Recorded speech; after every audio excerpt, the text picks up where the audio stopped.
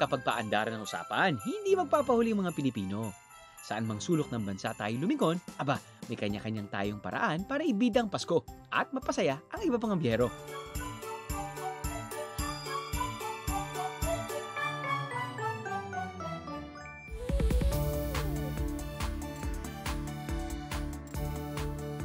Sa Pampanga naman, idinaraos ang Giant Lantern Festival o yung Ligligang Parol at iba pang mga parada at prosesyon na tampok ang nagagandahang parol.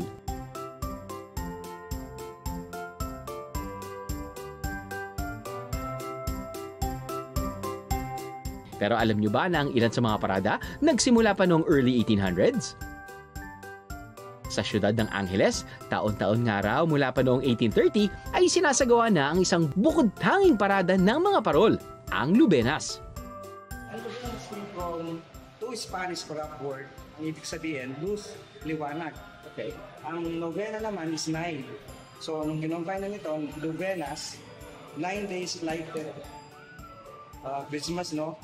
Ito yung Estrella de Pascua. Ito yung nagsisilbing ilaw ng mga tao noong unang panahon kasi yung tao dito sa Pampanga, sa Angeles especially, mga farmers, bago sila punta sa kanilang trabaho sa field, so magsisimba muna sila. So this lantern, magsisilbing ilaw nila papunta sa simbahan.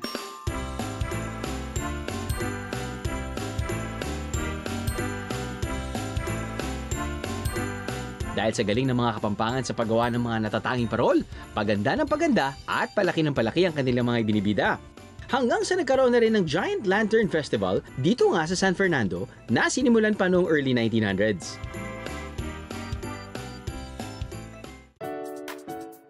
Nang dahil sa pandemya, wala munang festival dito sa Pampanga.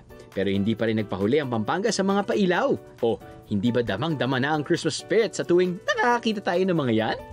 Kumukutikutitap! Bumubusibusilak! Gusto ko makarating sa Candyland! Woohoo! Gusto ko makakita ng maraming toys. Tara! Road trip! Woohoo! Aba, may paandar din sa pamamasyal kasama mga batang biyahero.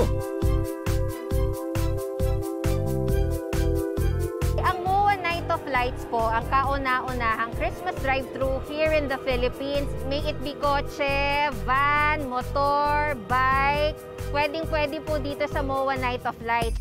Ito ang kauna-unahang Christmas drive-thru sa buong bansa. Akalain nyo, halos 1 milyong ilaw raw ang ginamit dito. Wow! So, meron ditong 6 na zone. So, ang una nating makikita is our angels and ribbons.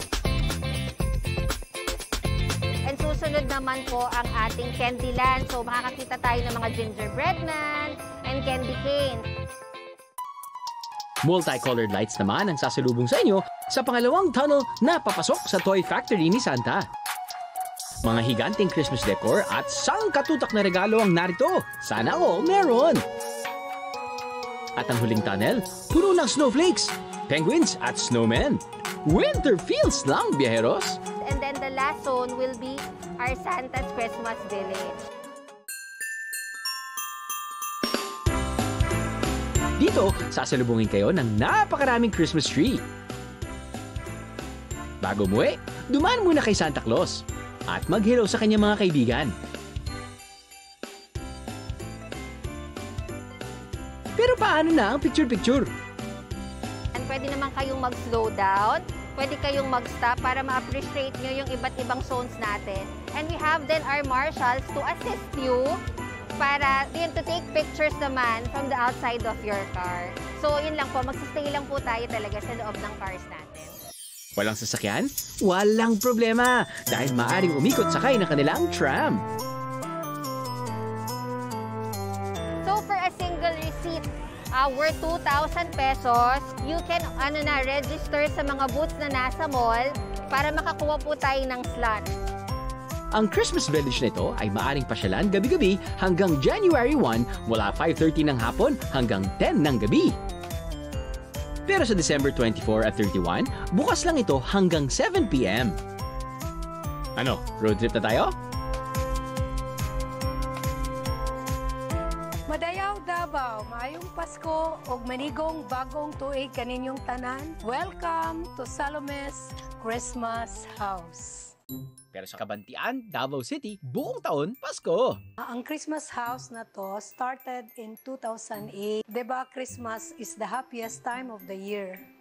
So what would be fitting to make people happy but a Christmas house. This Christmas house just houses my collection. We don't live here. We just entertain guests and friends in this Christmas house.